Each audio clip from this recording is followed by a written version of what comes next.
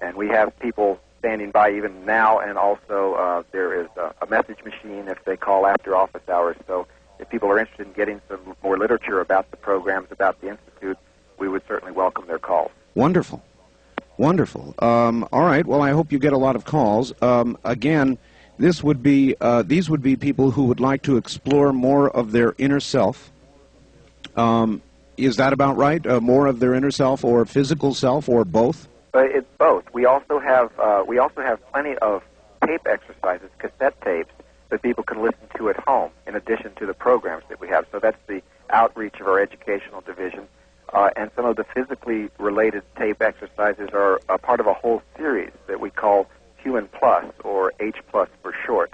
All right. I had somebody in Cresswell, Oregon, who had a question for Mr. Monroe, but maybe you'd be the one to answer it, though. All right. It is this. Why the Focus 21 on up HemiSync tapes are not offered for sale in your catalog? Okay, that's a good question and a frequently asked question. Just to familiarize your listeners who might not be familiar with the various focus states, if I could, I'd do a quick review. That in our programs we start, Mr. Monroe already mentioned the Focus 10, which is a basic state we call mind awake, body asleep. Beyond that, we have a Focus 12, which is a state of expanded awareness. Once someone has learned to detune the physical senses, yet maintain consciousness, then they can start expanding and experiencing beyond those physical senses. We have another focus level called 15, which is a state of no time, is the label we use for that. And then Focus 21, which your caller referred to, we call a bridge to other energy systems, to other non-physical realms where people can perhaps visit or gather information or get in touch with larger parts of themselves, or perhaps some people consider them things outside themselves. The question was, why are those tapes not, the advanced tapes, not available to the general public? That's right. Yes, and we have several reasons for that. One of them is that we really feel like that these higher focus levels, these powerful focus levels, that it's most appropriate that people listen to them in the context of programs that we offer with the support of a training staff. It's not that we feel that people might have bad experiences, but they might have very powerful experiences that it would be helpful for them to have some counseling or the possibility to help them integrate these very powerful experiences. All right. Is there anything dangerous about achieving any of these states, specifically dangerous?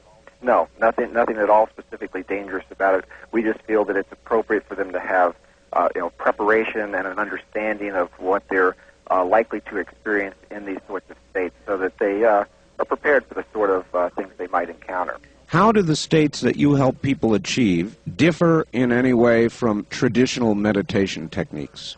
I'm not sure necessarily, Art, that they do.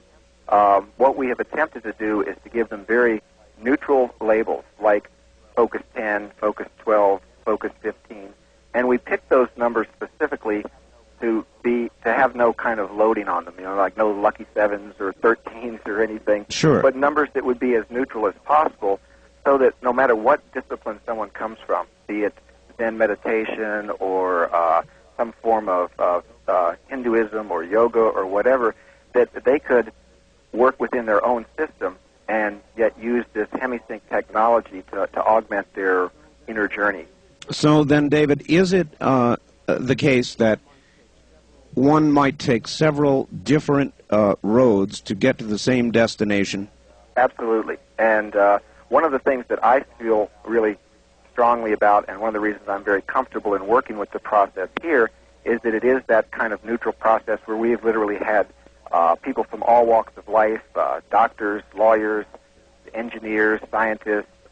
We've had priests, we've had nuns, we've had swamis and rabbis, and even one fundamentalist minister who have come through the program and felt that there is nothing within this process that has to conflict with their belief system. That's not to say that they might not have experiences that give them something to think about, but we don't say that we have the answers.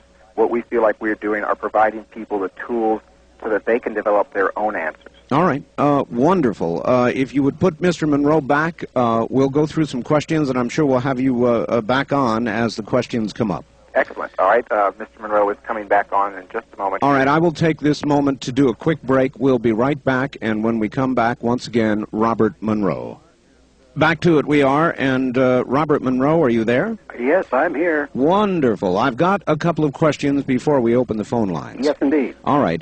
In your latest book, Ultimate Journey, you discuss the park, a place where people are sometimes taken after they die to acclimate to their new state and decide their next move. Mm-hmm. How could one go about reaching the park on their own, either out of body or after death? Well, let me give you I'll make it short as much as I can. All right. Our pattern has been odd, but it's standard. Where a need among the people who know us arises, we produce something that is effective. We have, for example, an emergency treatment thing that's used in hospitals during surgery. Tremendously effective, and right at the present time, a major study is being done at the University of California at Davis regarding that particular thing that's been so effective for the last 5 years, and finally it's going to get an official report on it.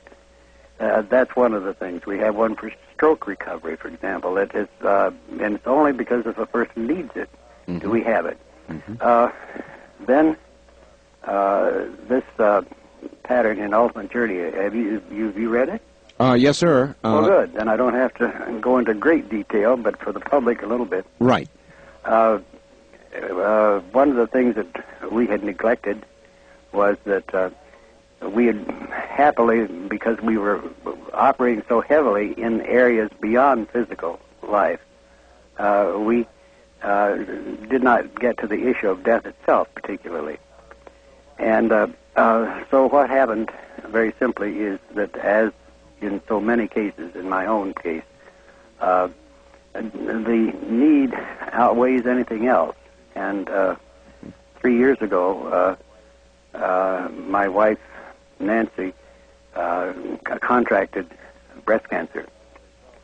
And as a result, I, in my typical demand way, said, well, let's provide a system whereby I can be sure that she goes to a place, if she passes on and dies, that I would be able to find her and be with her. Item came out then that I had, as you read in the book, I discovered that all the way back in the 60s, I had been escorted to a place called the Park, which is a way station for people after they've died so they can cool off from the trauma, as it were, of dying and figure out what they want to do next. Yes.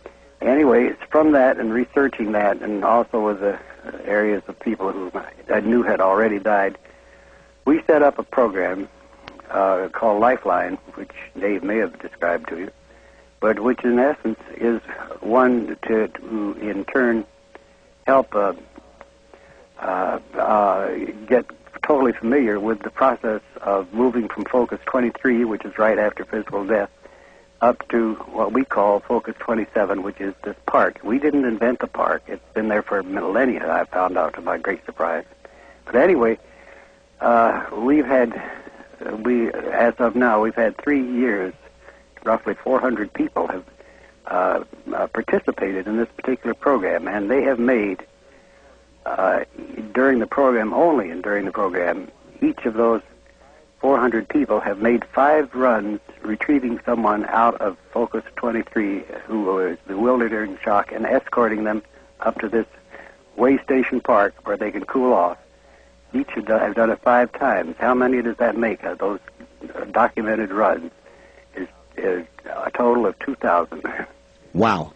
Big stuff. Big stuff. Yes, sir. And they do in turn, and there is we have a postgraduate study on that going where we are verifying the data of the person who had just died and try to get information that can be verified. It's quite difficult because it's out of time, if you understand what I mean. I do.